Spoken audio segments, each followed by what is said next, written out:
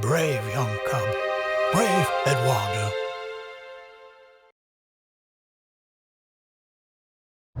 So I don't know how many people follow Josh Lee Kwai on the Command Zone, but he actually said he scripts a show, and he does that despite that him and Jimmy Wong are both amazing personalities. And the reason is he likes his thoughts organized and he respects the audience. So I thought I should start doing that too. It was probably a bad idea that most of my talks were just us blurting it out, and something that he really said we shouldn't be doing. So just cool story. We actually met Jimmy before at Mike Bo's party. He's a great guy. He was inside when everybody was doing their thing, but when we walked outside, Jimmy was outside playing I think Hearthstone at that time, he's a cool guy overall.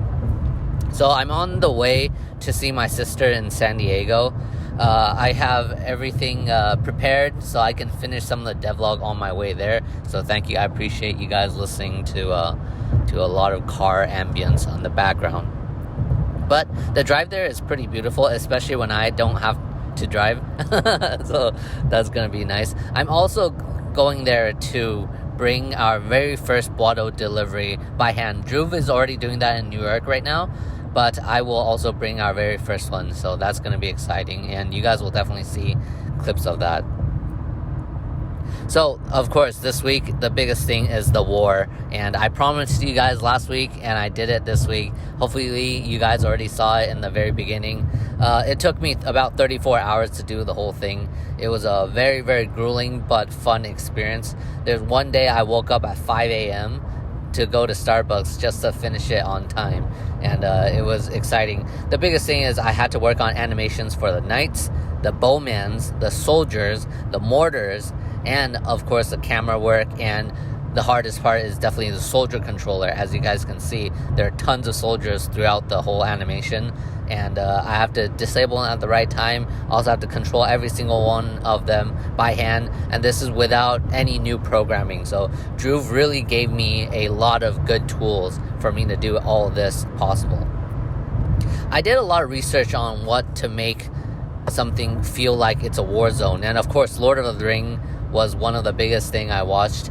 They do a good job because Brave Eduardo is kind of a blend of fantasy and real life. So Lord of the Ring was definitely a big one. Saving Private Ryan, I couldn't really find clips in time, but Saving Private Ryan does more modern war in a better way. And the general idea is it seems like there are tons of explosions, tons of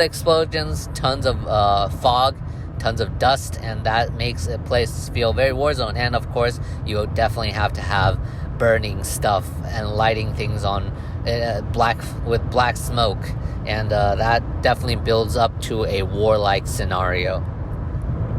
The biggest part, and I would say the most epic part of the animation for the war zone is actually not shown in the introduction clip, because we're trying to follow something that we saw when we listened to Anthem's review and people's review on the game. The biggest thing is I think the beginning of Anthem, there's a war, and then you're kind of like doing the aftermath. And I've heard so many reviewers say, it would be so cool to take part of that war. So we're going to have the most epic animation play when Eduardo's fighting through and trying to get to the mortars to fight Kana and everything. So what do you guys think? Do you guys prefer a curated scene where the animation and camera work is more directed, or do you like to take part of the actual war? Let me know in the comments down below. Finally, Matt has been really hard on the sound effects. I synced, and he's been working on a lot of the Spids animation sound effect, because Spids are going to be the most common enemies that you're going to meet, so he's putting a lot of effort into that. He also has this audio exterior environment scene that I set up for him, and seems like that's one of the best places he likes to go to fix all the sounds. Dhruv is fixing a lot of bugs, but definitely the biggest thing is the NPC banter. I think Oblivion, in my opinion, does a lot of things better, especially role-playing wise, better than Skyrim, because they have the Oblivion NPC banters. And of course, there are tons of clips online where you guys can see NPCs saying very, very hilarious things towards each other. Kvatch Guard is driving back the Daedra. Maybe there's hope after all. Fantastic. Good to hear. Good day. Goodbye. I'm here to relieve you. It's about time. I'm your relief. My feet are killing me. How are you? Fantastic. Thanks for asking. Good. So long. Good day. I don't know if we can get our banter to get that detailed, but I think from what we already have, we can do something similar already, and that's going to be really cool. As for me, after this big animation, I have to continually working on the new set of New World. I think Stake City is going to be my next focus right now. Aside from that, I have also gotten all the shipping items, so I will actually be focused on shipping the Eduardo cards this coming week.